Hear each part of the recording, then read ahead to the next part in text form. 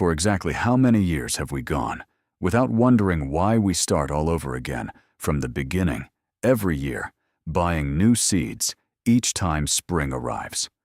By the time a single season comes to an end, there must be plants in the field that have grown particularly well. There are plants that withstood the heat. There are plants that did not succumb to disease. There are plants that bore fruit earlier than others, and plants whose depth of flavor was distinctly different when eaten. Despite this, why do we not pass on that strength to the following year, but instead go to the store, open a new packet, and start from the exact same point all over again? Perhaps the habit of buying seeds every year has become so ordinary that we no longer even consider that there might actually be another path. What if the reason we repurchase every year is not due to a lack of effort or a lack of experience, but lies within the very type of seeds we initially chose? From here, the true entrance to the story begins. Many people believe that to create a field that grows well, it is enough to contrive ways of watering, reconsider fertilizers, and adjust the sunlight. Of course, those are important. However, there is something even more foundational before that. That is the seed.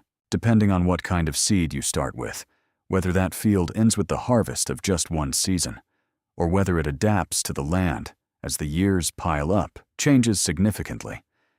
If you choose seeds at the very beginning that are not suited to being connected to the next year, no matter how carefully you tend them, the following year, you will basically have to start from scratch all over again. What is important here is that growing for a single year's harvest and growing a field that connects many years into the future may seem similar, but are entirely different. The appearances are the same. Sowing seeds, watering, pulling weeds, waiting for flowers, and waiting for the harvest. That flow itself does not change. However, the mindset is different. One is the mindset that it is fine as long as things go well for just this season. Grow this year harvest and buy again next year. The other is a method of observing this year's field and thinking about what to leave for the next year. Which plant should be remembered? Which plant should be made the parent? Once you begin to look at it that way, the field ceases to be merely a place to produce food and becomes the very relationship that grows little by little every year. Even if a seed looks beautiful, has uniform germination, and features an attractive photo on the packet, some are not suited to passing their strength directly to the next year. If you try to save seeds without knowing this, many people will think they have failed. However, in reality, rather than the method being poor, it's just that the initial choice was not suited for creating a field intended to last a long time. Conversely, if you start with seeds that are easy to connect to the next year, your approach to the field changes. You don't just plant and harvest. You begin to observe which plant endured the heat, which plant didn't collapse, even after the rain, which plant bore fruit early, and which plant had the best flavor. From that moment, a home vegetable garden ceases to be a mere task. It becomes the very experience accumulating upon the soil. A field has memories. This does not mean it in a magical sense, of course. It is in a much quieter and more practical sense. If you save seeds from the strongest, most delicious, and best-growing plants, the results of that selection are gradually carried over to the field the following year. As you repeat this season after season, the field approaches a direction that suits the air and soil of that land and the way the grower tends to it. Therefore, saving seeds is not merely a small contrivance to save money. It is the act of gradually building a solid foundation within one's own life. The reassurance that you can grow things again next year and the tangible feeling that your field is gradually becoming stronger possess a depth different from a harvest of just one year. What is most important in this part is not yet fine techniques. What is necessary first is to change how you look at seeds. A seed is not a material in a small packet. It is the beginning of a choice. You can repurchase in the same way every year and start over in the same way. But there is another path, a path of receiving strength from the field for the next season and gradually nurturing what suits your own land. Once you are able to think that way, the next question naturally arises. If we shouldn't just save seeds from every plant, what do experienced people look at, and which plants do they choose as parents? When you understand that you shouldn't just save every seed, a question naturally arises next. Then, what on earth do experienced growers look at when choosing parent plants? This is where many people stumble first. They wait until the end of the season and save seeds from plants that still have fruit left at the very end, or plants that somehow look vigorous. However, true seed saving does not begin around the time the field is being cleared. Rather, it is the opposite. It begins by observing which plants truly possess the value to be left behind amidst the daily changes starting from the period when the field is growing best. Experienced people do not just walk around gazing at the furrows. From among plants that look identical to those unaccustomed to seeing them, they pick up on slight differences. Did the sprouts emerge uniformly? Is there initial vigor? Do the leaves remain strong even if hot days continue? Do the stems stand firm even after a long rain? Are they persistent against pests and diseases? By observing such an accumulation of small details, they determine whether a plant is worth connecting to the next year. What is important is not just having a lot of fruit temporarily. It is whether the plant could stably exert its power from the beginning to the end of the season.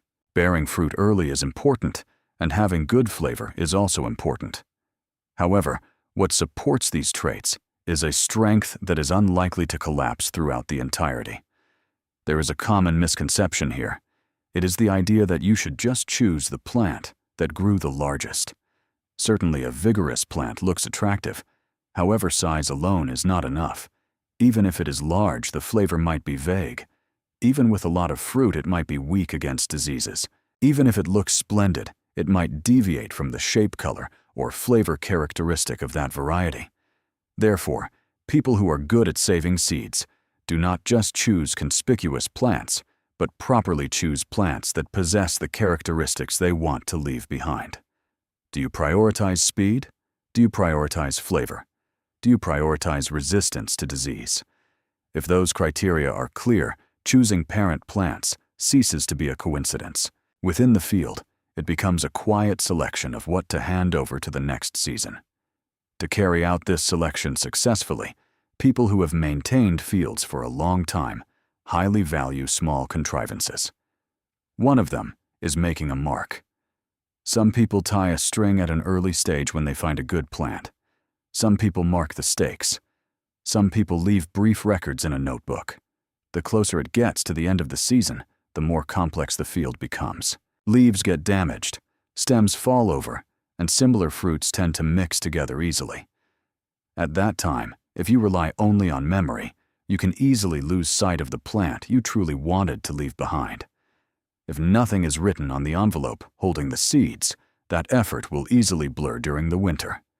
Therefore, choosing parent plants requires not only the power of observation, but also the power of careful organization. What is fascinating is that if you repeat this method of selection for many years, the field itself gradually changes. For example, if you save seeds from plants that endured well every year in a region with severe heat, the tendency to be heat-resistant will accumulate in that field. If it is a region with a lot of rain plants that do not easily weaken amidst moisture, will be more likely to remain. If a family values flavor above all, plants with better flavor rather than appearance will be passed on to the next year. By continuing to select in this way, season after season, the field ceases to be a generic field found anywhere. It becomes a unique field shaped little by little to suit the soil of that house, the air of that land, and the preferences of that family. That is exactly why choosing parent plants is not a minor task that is merely preparation for seed saving. This is the foundation. If you make a mistake in choosing the parent plant, even if the subsequent drying and storing are done carefully, the power to connect to the next year will be weak.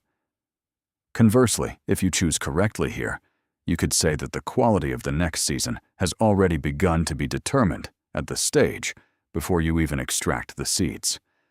The act of saving seeds is not about picking up what is left over at the end of the field. It is a quiet and purposeful choice that determines what to entrust to the future field. Then, if your eyes for choosing parent plants have gradually developed, what you will want to know next is which crops are the most likely to be successful to start with. In order not to stumble on the first step, what kind of seeds should a beginner start with? As it gradually becomes clear which plants should be chosen as parent plants, many people next harbor a very practical question.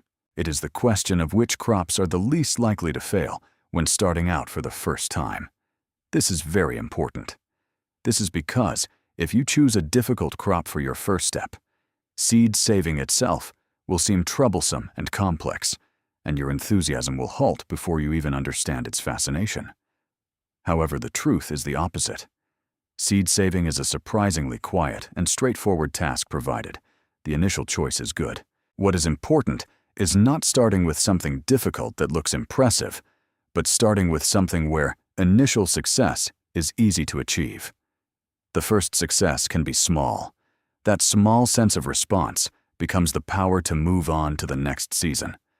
What must be grasped first here is that not all seeds are suited for connecting to the next year. Even if they look good, tend to grow uniformly, and are excellent in terms of a single year's harvest, there are some where the same characteristics are difficult to reproduce cleanly when resown the following year. Therefore, those who want to save seeds for a long time need to choose lines that are easy to connect to the following year right from the start. By starting with such varieties, you can reduce the bewilderment of looking at the plants grown the following year and thinking they are different from what you expected. Choosing the right initial foundation is just as important as cultivation techniques. Then, what kind of crops are actually suited for beginners? Those suited for initial practice are ones where the seeds mature and dry firmly on the plant, and it is relatively easy to understand at what stage to harvest them. For example, legumes, peas, lettuce, and certain types of peppers and flowers serve as very good entry points. These crops have the advantage that it is easy to follow visually how the seeds are forming, and it is easy to sense whether it is still too early or if they are already sufficiently dry. For beginners, this clarity is a much greater help than imagined. This is because anxiety is significantly reduced if it is clear what to look for. For instance, try to picture a bean plant nearing the end of the season. The pods, which were green and fresh, eventually lose their color, gradually take on a yellowish tinge, and then turn brown. The pods lose their flexibility, and when you pick them up, they have a dry lightness. And if you shake them lightly, you might faintly hear the small sound of the beans inside hitting against each other. That sound tells you that the plant has almost finished its job. No special tools are needed here. What is needed is not to rush. If you harvest before they are sufficiently dry, they will easily spoil during storage. By harvesting after they are firmly dry, the power to pass them on to the next year is greatly stabilized. It is the same with lettuce. Usually we harvest it while young to eat the tender leaves, but if you want to save seeds, you must let that plant bloom and spend the time beyond that. Here a person learns that in a field, there are not only plants for eating, but also plants for leaving behind the future. However, it is not simply a matter of immediately storing the harvested seeds. When seeds are harvested for the first time, people are so happy that they want to put them in an envelope or jar right away. But if you rush there, you might face trouble later. This is because even if they look dry on the outside, a slight amount of moisture might still remain inside the seeds. That small amount of moisture can lower the germination rate during storage or cause mold. Therefore, even after harvesting seeds, a little more time is needed to let them settle in a clean, well-ventilated place, avoiding direct sunlight. This extra step is unassuming, but it creates a very big difference. Harvested seeds and seeds that can be reliably sown in the next season seem the same, but are actually different. The beauty of the method for saving dry seeds lies in its lack of flashiness. No complex techniques are required. Almost no special tools are needed. What is required is to choose the crop correctly. Watch over it until the end of its life, not miss the signs of dryness, and wait just a little bit at the very end. Within that quiet accumulation, a beginner grasps their first certain success.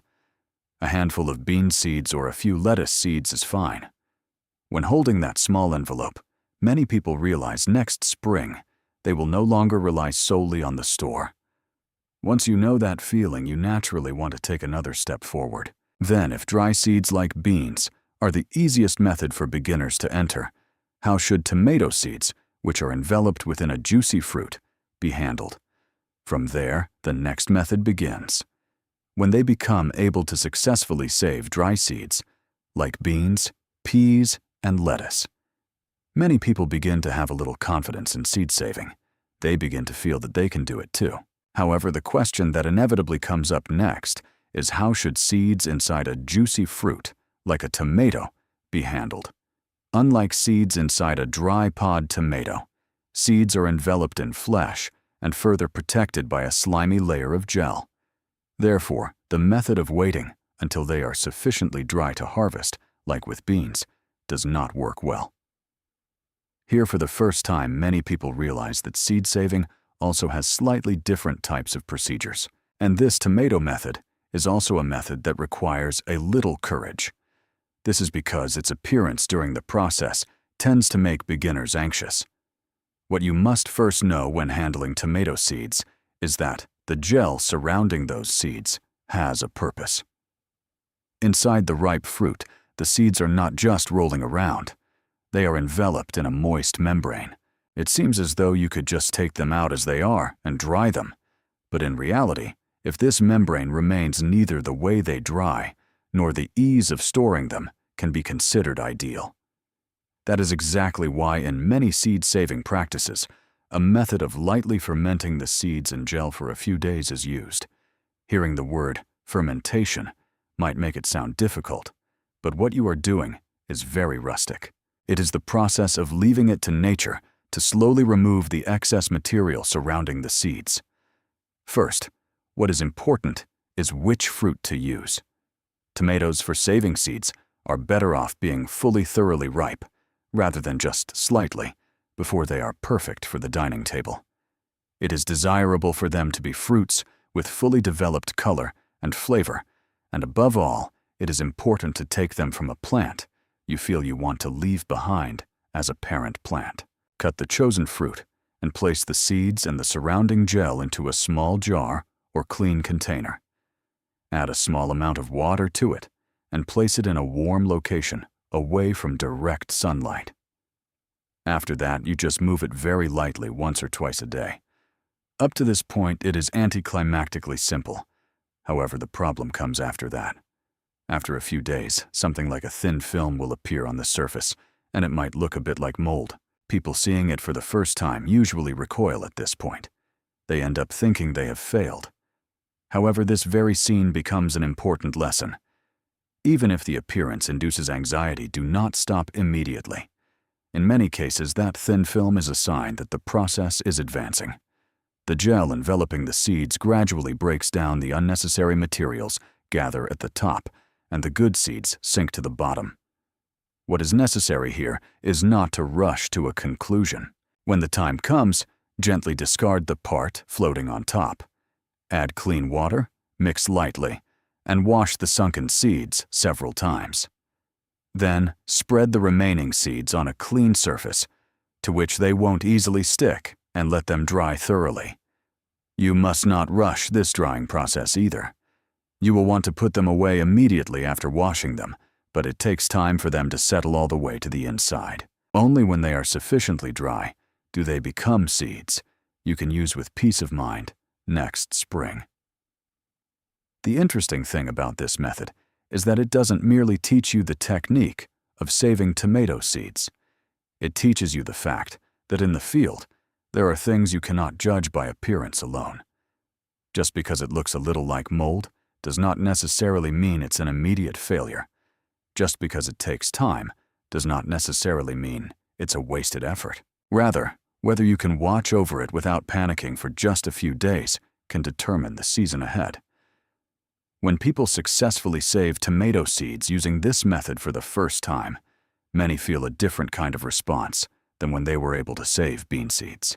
It's a feeling as if they have understood the mechanism of the field to a slightly deeper level, because they learned that they can receive the next season not only from dry seeds, but also from inside watery fruits. However, reaching this point, many people tend to think they have already understood most of the important parts of seed saving. Certainly, becoming able to choose parent plants, harvest dry seeds, and process seeds from fruits like tomatoes is a major step forward. But truly quiet and hard to see failures wait after this. The seeds were taken out cleanly. They were dried thoroughly. There is no problem with their appearance. Yet when trying to grow them the following year, fruits different from what was expected were produced. What creates such bewilderment is cross-pollination. And this problem does not show itself that year. It only rears its head in the next season. Therefore, what you must know next is not the act of saving seeds itself, but how you can save them while maintaining the correct variety.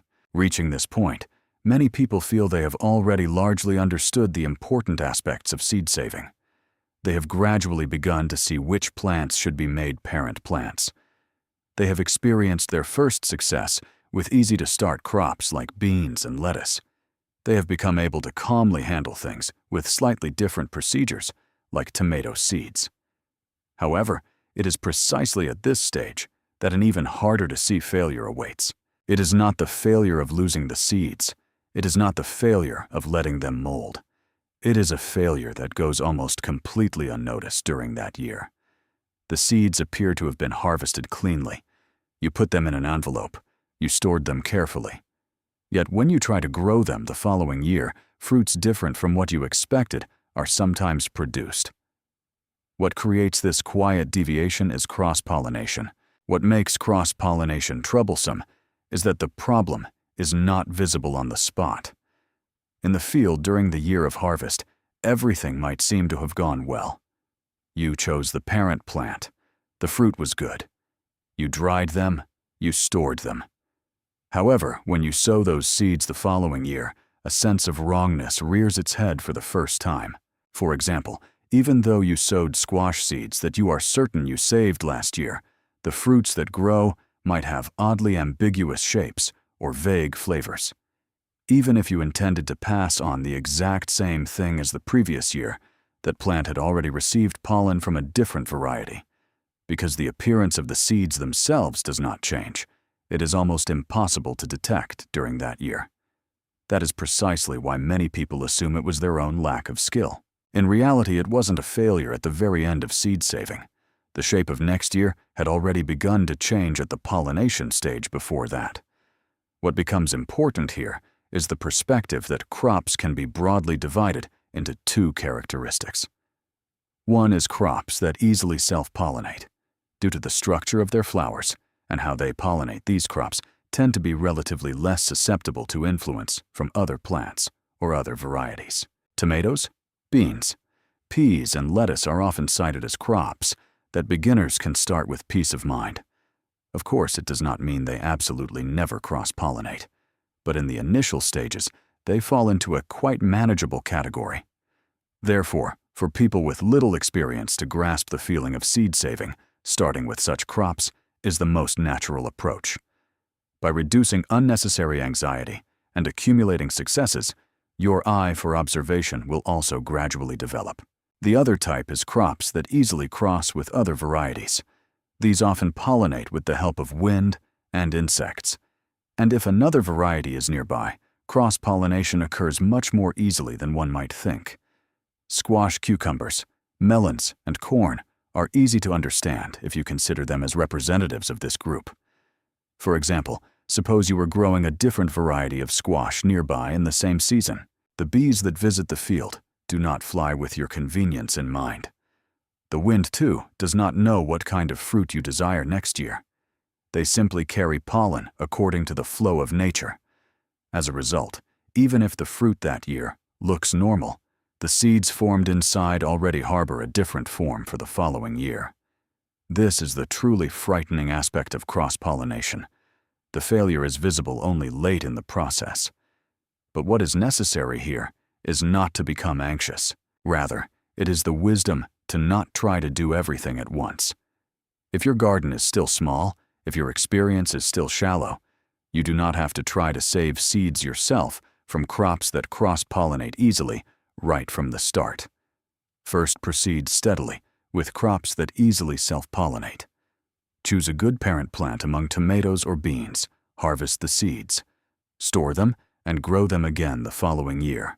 Within that repetition, how to interact with seeds will become ingrained in your body.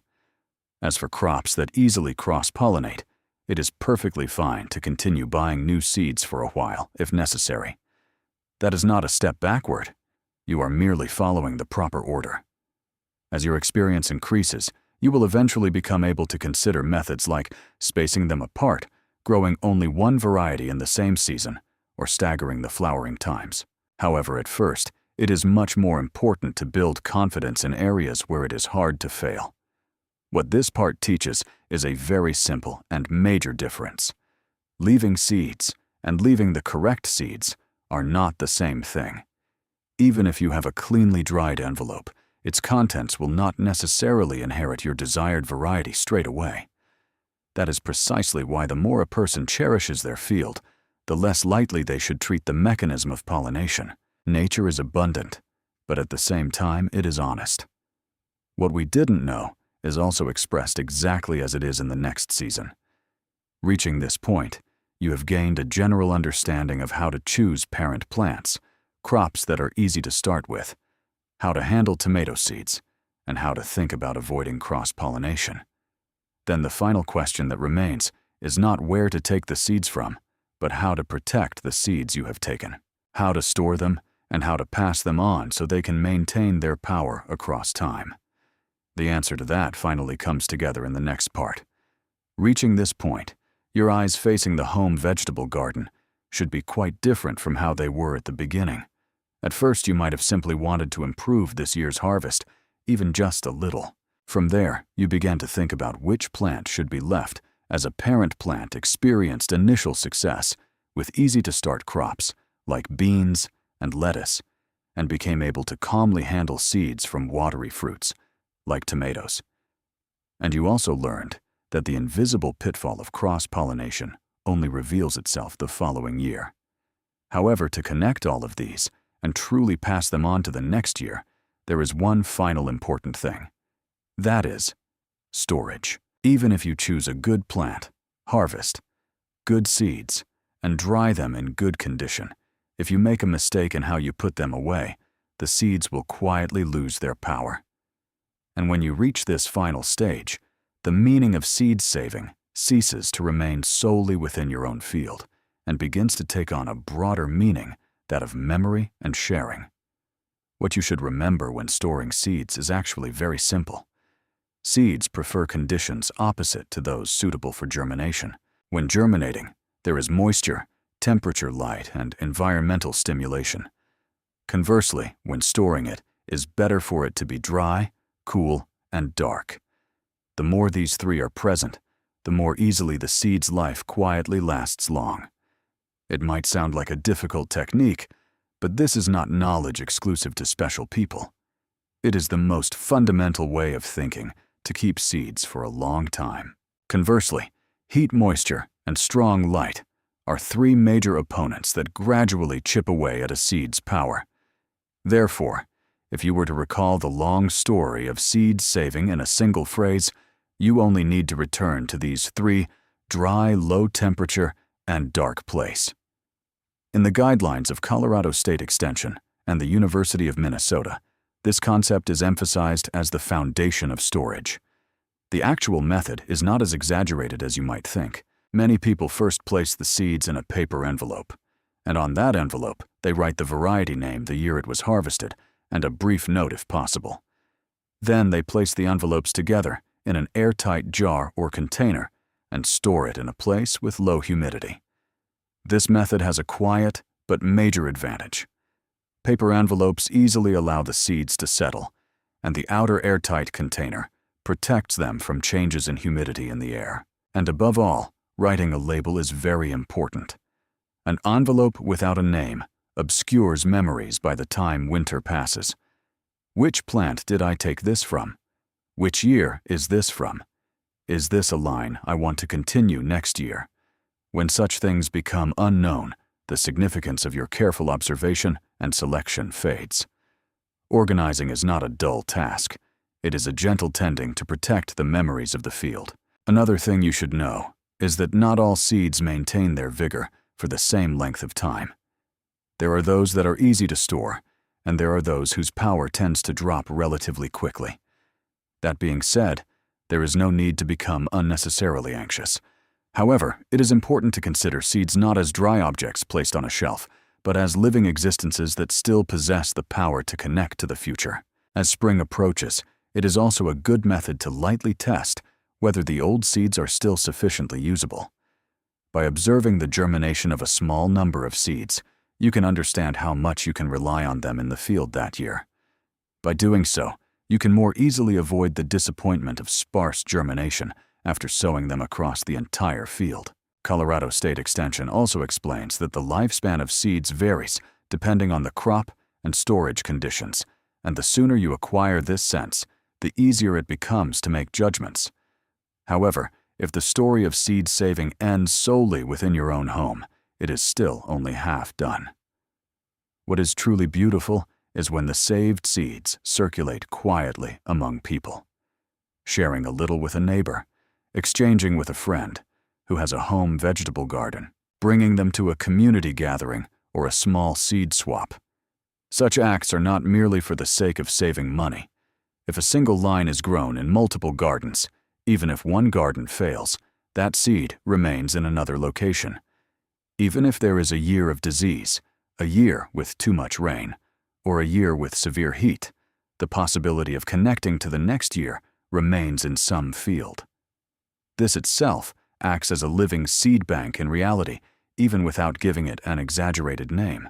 In the materials of Seed Savers Exchange and Extensions, seed swaps and seed libraries are also introduced as important systems for protecting varieties suited to the region and supporting diversity. And perhaps the deepest meaning of this story lies here. Seeds are not merely materials for starting next year's field. They connect season-to-season people to the land, and sometimes one grower to another. It might have started at first from a small question whether you should buy new seeds again this year. However, in the end, you arrive at the answer that a field does not have to be a place that returns to zero every year. A field can continue. It can remember. It can hand things over.